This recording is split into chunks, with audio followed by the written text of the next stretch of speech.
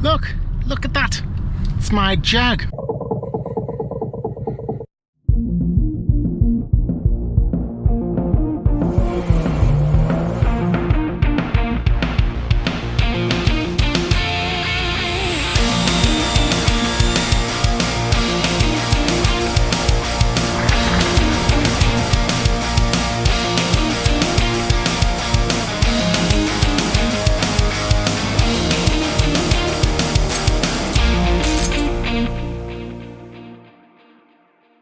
Hi YouTube, welcome back.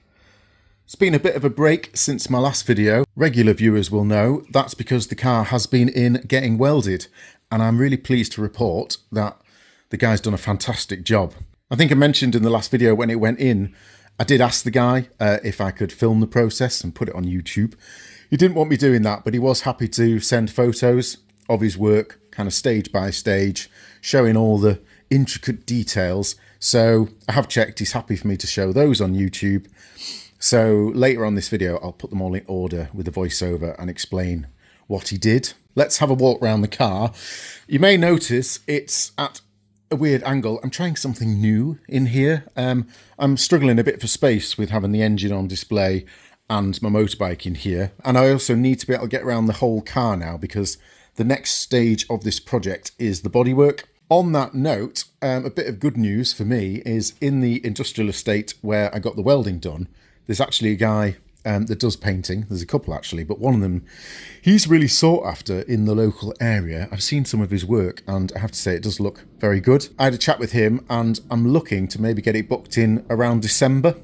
So that gives me, what are we now, October. I've got a couple of months to kind of get all the bodywork done, get it all prepped for him, because the more bodywork I can do, obviously the less cost. You've probably seen this car in the background of all my videos, and looking from afar, it looks in amazing condition, especially the paint. However, there's quite a few bits that you can't see until you're up close. And I'll go around now actually and just show you all the issues. And I think afterwards you'll probably agree a full respray is the right way to go. Now, obviously, it needed a front end respray anyway for two reasons. One, even if I hadn't done any of this scuttle work, it was resprayed years ago, and I'll be honest, the guy just did a crap job at paint matching. I did tell him the paint codes, and I did explain to him at length that the XJS, this paint code CFH, I think, it's called Flamenco Red, and it's kind of a red base pearl top. Maybe it's one paint. It was a bit weird when I was chatting with the new paint guy. We did actually look on the system and it does come back as just one paint, which confused me because I think it should be a red base and then a pearl top. But whatever, it's got some pearl in there. It's not whatever this guy told me it was. He was like, oh yeah, mate, it's Rover Red. It's just this. I'll get it sorted. It'll be a perfect match. And as you can see, it's a deep metallic red and it's not got that kind of sunburst orange kind of thing that it should. So I was never happy with that, to be honest, fairly cheap front end respray. It didn't even blend it into the doors or anything. So it always needed redoing anyway. The sills, years ago, I just kind of patched up, took any rust off and then put a bit of primer on, literally just to stop it rusting. You can't see again on video, but well, you can there. They're pretty rough and tired. No rust issues, but they need painting up to the underseal mark. So all this, where's my finger? All this needs doing right up to this side. Obviously it'll be masked there, you know what I mean. And that'll all be painted up to that side. I was tempted to take all the underseal off and do a full kind of, you know, really obsessive job of the bottom of the car. But there are limits even to my obsessiveness. This has sort of been removed in sections over the years, underneath checked and then reapplied. So one of the reasons you might want to take all the underseal off is it can hide a multitude of sins, rust and old repairs and stuff like that. But because I know there aren't any of those issues on my car, I think I'm just going to leave the underside well alone. It looks fairly tidy anyway, especially as I've kind of cleaned up all the heat shields, and once I've cleaned up, have I had the fuel lines? No, I'm not going to get the fuel lines plated. They're too long, but I'll probably do something fancy with them, like polish them up anyway. I know there's people watching this now going, what the hell's he on about? It's the underside of a car, who cares? But if that's the way you think, then this probably isn't the channel for you. Not long at all after I'd had the front end respray done last time, I was back in the garage and made this mess. What I'd actually done is just got a bit close to this and I'd caught this. Oh, actually you can see the dent there. That's where I caught it. And there was a wonderful metal scraping sound and a feeling of immense anger as I sat in the car, knowing exactly what I'd just done. Fortunately, it wasn't that bad, so I've just touched it up very, very crudely, again, just so there wasn't any bare metal, but I always knew that needed addressing again. So that's yet another thing that will get addressed by having a respray. I made a boo-boo here. So I don't know if I've explained this mess. Years ago, there was a bit of an issue with this wheel arch, and I actually did a very good job, though I say so myself, with rattle cans of sort of blending it in and resprayed that arch myself at home. However, I didn't know about 2K lacquer at the time, and I went down a paint shop and they talked me into using something they said was like a 2K lacquer, but it was a 1K lacquer. It never cured properly. It was absolutely rubbish. It went on great coverage, looked like glass, you know, the nice wet shiny lacquer, which is what you want 2K lacquer for. You'll never get that. For example, I've got some, there we go, I've got some lacquer here. That's great for spraying the odd part or something, but if I was to try and spray that on a panel, it's just not going to lay on like glass. You want 2K lacquer for that.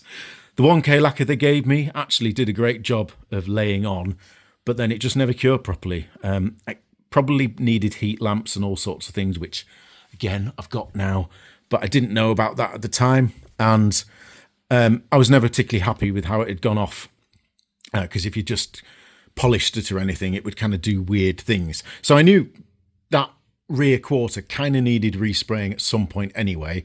And I figured while I was having the front end resprayed, I'd have them just do this door. Instead of blending it in, this door's pretty tired, and I thought they could just blend it in to the rear quarter and the roof there.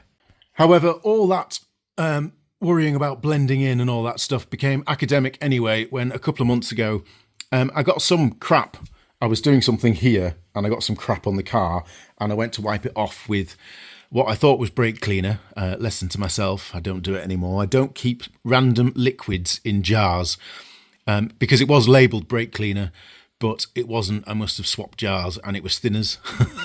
So I basically went and wiped a load of thinners over my rather shit rattle can paint job. And to make matters even worse, then the phone rang, so I got distracted. And when I came back, if you've seen Mr. Bean, the movie where he ruins that piece of artwork,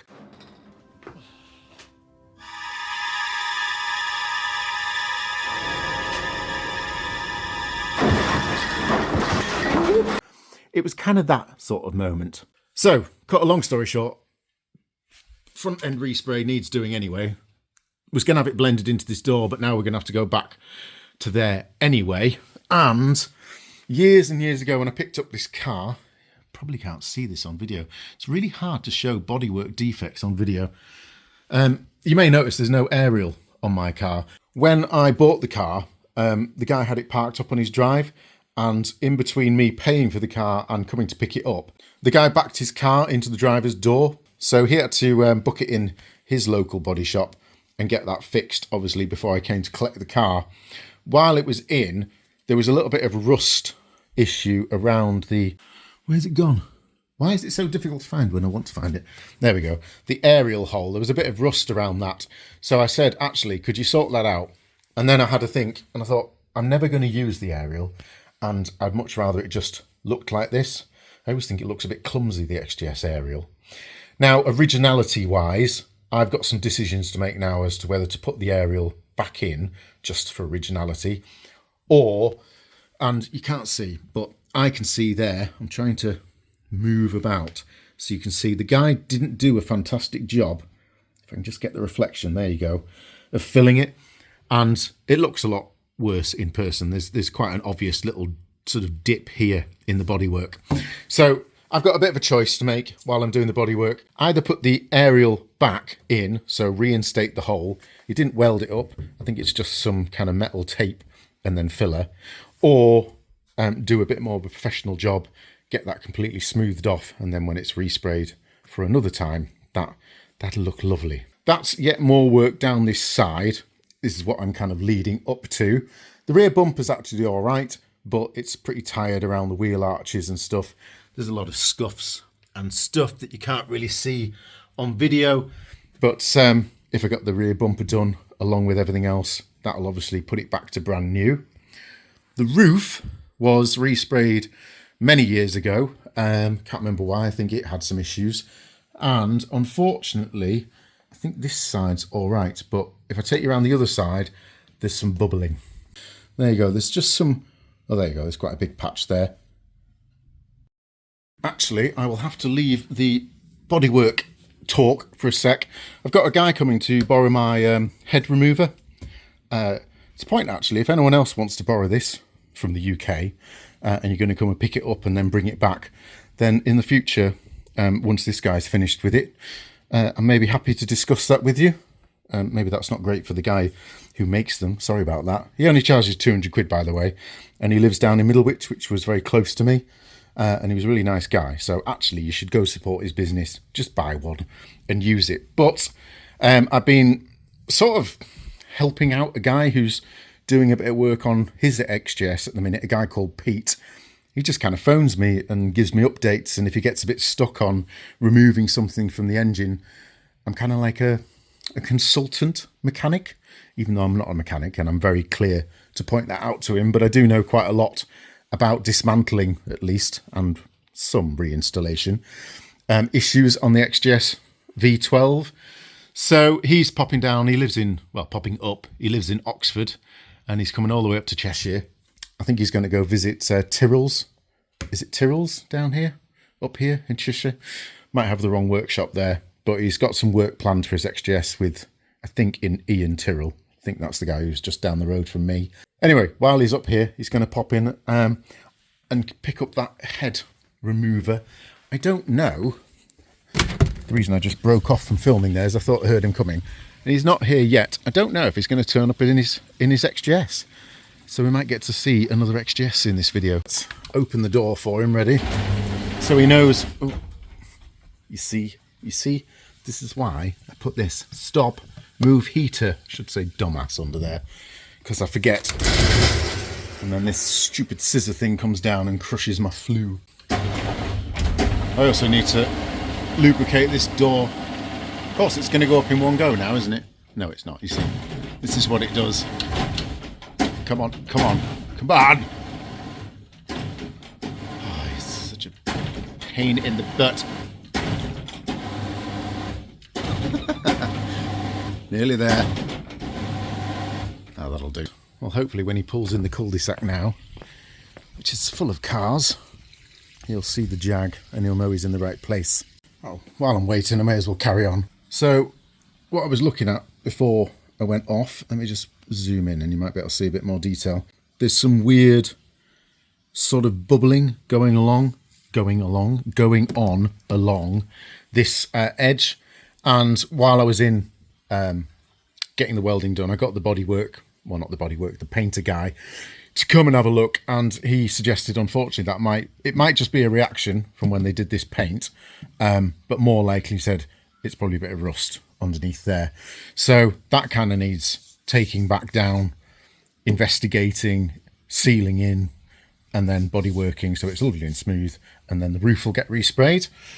There's a bit of crap from years of fettling the windscreen aperture along this edge. Now, this is hidden by the chrome trim anyway, so it's not a massive issue, but again, I can address that. I may even drill out the rivets on all these little tabs and refix them after I've done the work. Don't know yet. This side all looks great. There's no way I'm going to pick this up on camera. There is actually a little ding here. You can't see it, but that goes in by about 2 mil. That would need addressing anyway, so I'll be doing that. This side is actually all right. There's a couple of dings in the door here, Now that would have been addressed by blending in anyway, but if I'm doing the roof, doing a front end respray, we're doing the whole of the other side, frankly, let's just do the whole thing. I did debadge it the other day. What does it say here? Jaguar there. That one didn't come off. I tried taking it off with a heat gun and just sort of easing it off from the back with a palette knife type thing. Unfortunately, don't use a heat gun. They're made of plastic, and I didn't get close at all, but it started to shrink and warp. So I need to source a new Jaguar badge for there. The XJS one that sits here, that got pulled off ages ago when I was taking the car cover on and off one day. It just must have got hooked underneath it and I'd ripped it off. So I'd already sourced a spare one of those. I've got one of those upstairs. The V12, I really didn't want to have to replace. So I didn't use the heat gun on that. I did just get the palette knife in behind, wiggle it down, and that came off successfully. I'll show you in a sec. It's on the side. I probably put a couple of scratches in the boot lid doing it, but because I'm going to get that resprayed anyway, I wasn't particularly fussed. It was more important to me that I got the badge off intact, because yeah, there's the Jaguar one. That's not good. However, this came off perfectly. It's still got a little bit of its felt on the back. I reckon I can reuse that, and that's really good news, because whereas you can get the Jaguar and the XJS ones, albeit they're about 40 quid each, you just can't get those anymore. So when they do come up for sale, they're hideously expensive. Is this? I can hear a car, and slightly more amusingly, I can hear a car with a radiator fan. The unmistakable sound of a V12. So Pete was very kind and let me go out for a drive in his XJS. First time I've driven an XJS for about 3 years, what with mine being in lots of bits. Unfortunately though, as it was a bit of a flying visit and I didn't want to keep him waiting, I just didn't have time to get my camera set up. Otherwise it would have been really nice. It was only about a 10-15 minute drive, but I was hoping to film it, because we did have quite a nice chat as we were driving along about the differences between the pre-facelift and facelift XJSs, the difference in the bonnet shape, the difference in the transmission, all those kinds of things, but I didn't get to film it. However, he will have to come back to give me the tool back at some point, or I'll be going down to Oxford to visit him, and hopefully I'll get myself a bit more organised next time, and I will do a bit of filming in his XJS. That would be nice. I did, however, just have a little look on the inside. I was quite excited to see he's got the original car phone. That's pretty cool to see. Not many XJSs have that option. And then along with my V12 head puller tool, he's set off back to Oxford.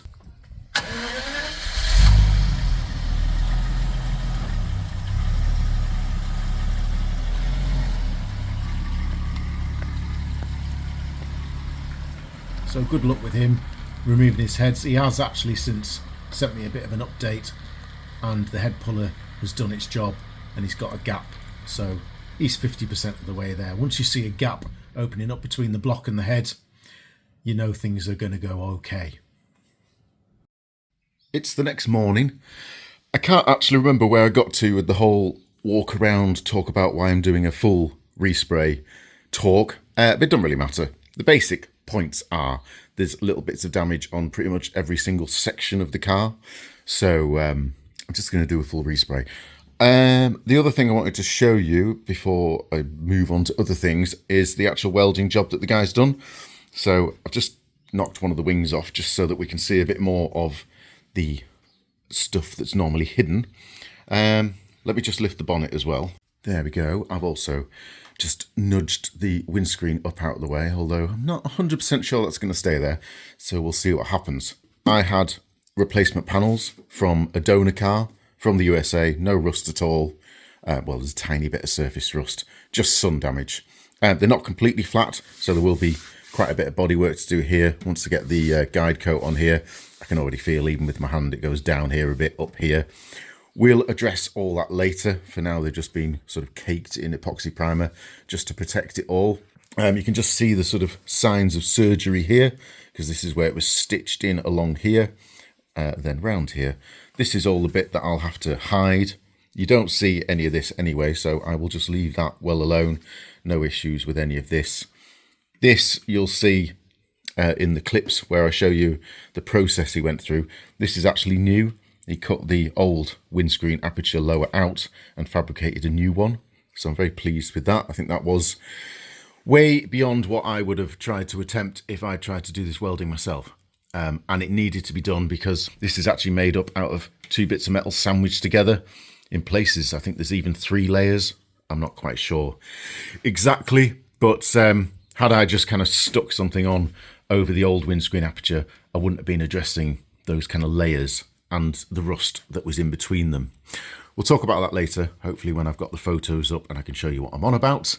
So yeah, I don't need to worry about hiding any of this. The only bit you see when the bonnet's up is this bit here. So I just need to do some tidying up here, making sure to retain my threaded hole for the bump stop. There's a bit of a stitch here as well, obviously, but we don't see any of that because that's all hidden under the windscreen trim. I think the hardest bit for me to... Oh, actually, don't see all of that either. Where's the scuttle cover? Not the scuttle cover. The windscreen wiper cover. Yeah, actually, that makes life a lot easier. I was thinking the hardest bit to hide would be covering all that. I mean, I'll see what I can do with that. I'm pretty good at bodywork. That's why I'm doing the bodywork myself. I quite enjoy it. It's just very time consuming.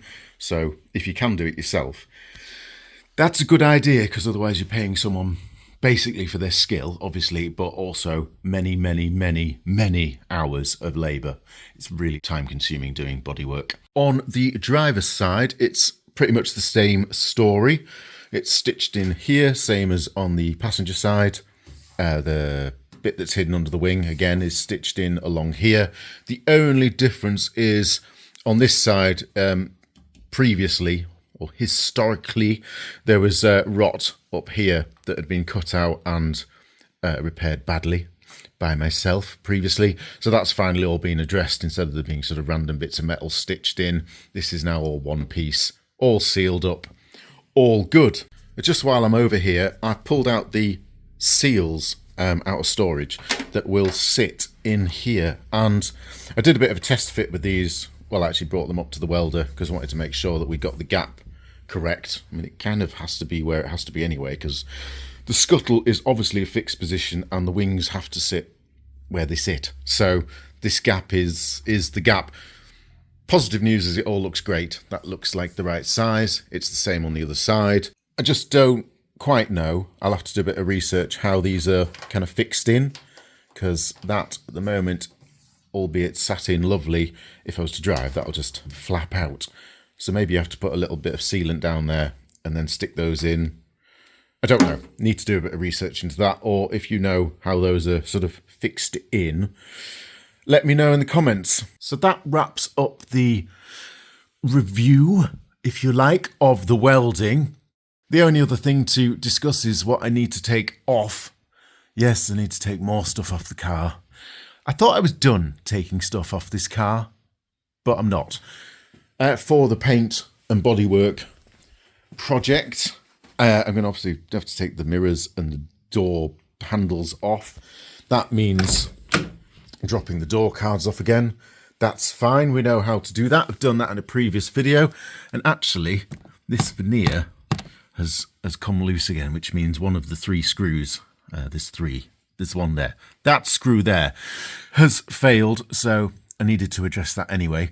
But yeah, door cards off, door trims, any kind of crap that's around here, that's probably going to have to go so that you can get to the door inner shuts, because it'll be masked off from kind of this point. These trims here, I really don't want to take those off. I'm sure they do come off.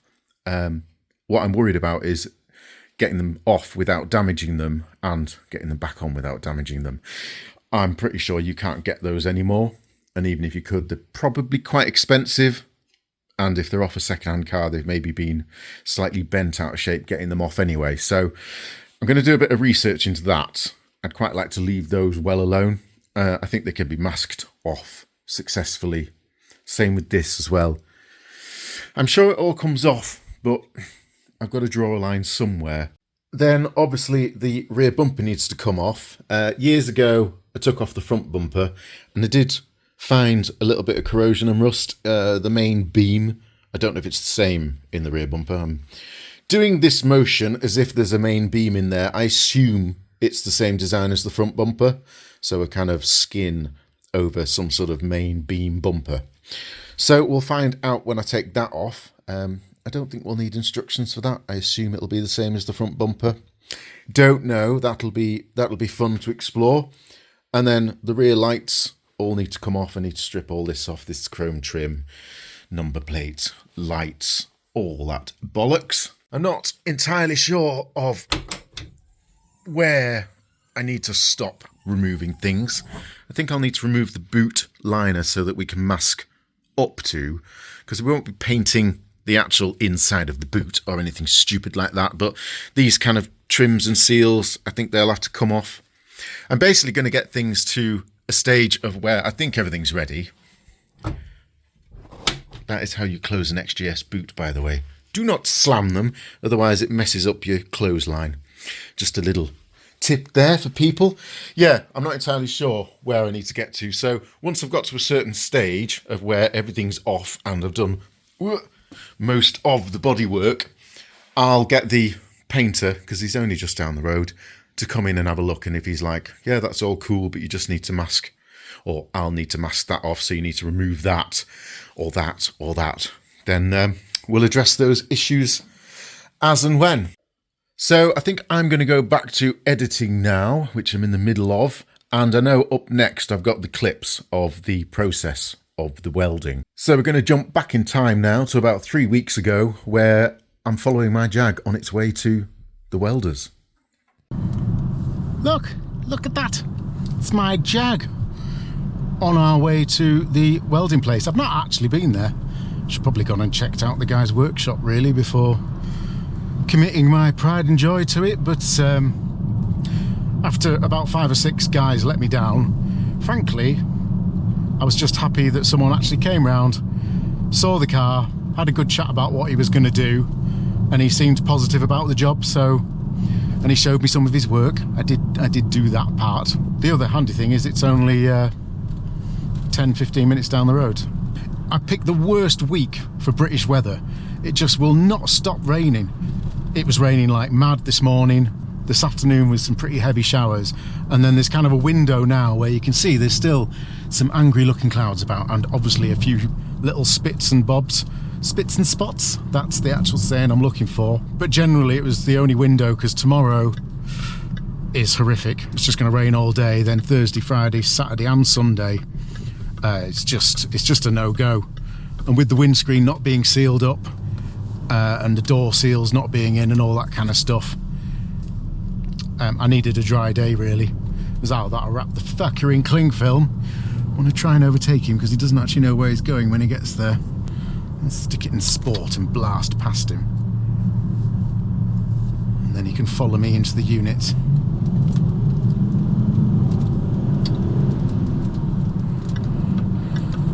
I think we're taking the next right.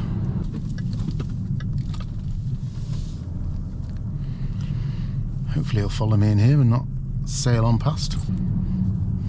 Thank you. Jag coming through behind. There's a right random little industrial estate up here. Penny Fields it's called. If I was going to work on an industrial estate, this is the kind of thing I'd want to work on. It's surrounded by fields in beautiful Cheshire countryside. It's very nice. There's a whole cluster of businesses down here. I noticed there's a body shop just on the left as you turn in this business estate, and I've done a bit of research, and he's quite sought after. If he's as good as people say he is, he's just in there in that one. He's obviously not here now, but I'm thinking while the car's here, I might call in tomorrow, see if he's in, and just say, look, come down and have a look at my car and let me know if you could fix all the paintwork for me. Well, it's time to switch over to voiceover mode, because up next I have a load of photos and little short clips from when the car went to the welders. So here you can see a guy called Carl, lovely bloke, turned up and picked up my Jag, took it to the welders on his low loader. Then we arrived about 6:30 at night, beautiful sunset, and got the car pushed back into the guy's unit, where actually you can see that yellow car next to it. I think it's a Renault 15, some 1970s Renault that I have no knowledge about, but there's a couple of clips now coming up where I was just having a bit of a look around because I just like exploring old cars. Yeah, it's a proper oddball thing, though. That's cool, that is. Proper, I assume it's 70s, is it? 73 this. I was going to say it's very 80s, but it's not actually, it's 70s, isn't it? All that black vinyl.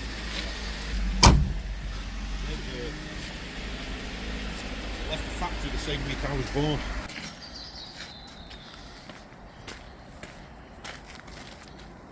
Belts on the back, why not? Very random that, right? It's normally at the front at the bottom, and they've gone back at the top. Yes, why not? French for you, innit? Makes everything a bit difficult.